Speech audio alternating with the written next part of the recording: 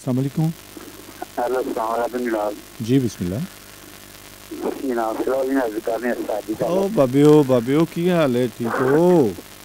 अल्लाह याद दा शुक्र है सरकार, तुसी सुनाओ। ओ खैरा खैरा खैरा।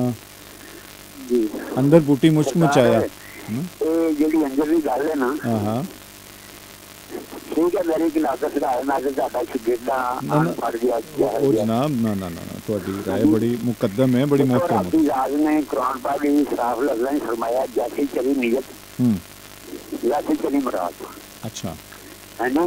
ठीक है।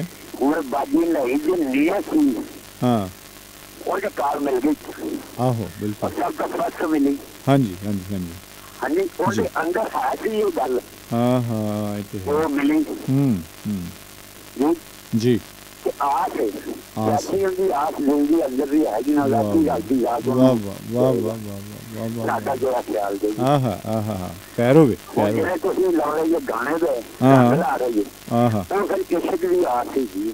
वाह वाह वाह वाह वाह वाह खैर हो गए जनाब खैर हो और गए। ना लग जाइए तो फिर इश्क है आहो इश्क की आस है वो अपनी आस दे विच बैठे बस इंतजार की आस लाई बैठे। हाँ हाँ ये तो है ये तो है।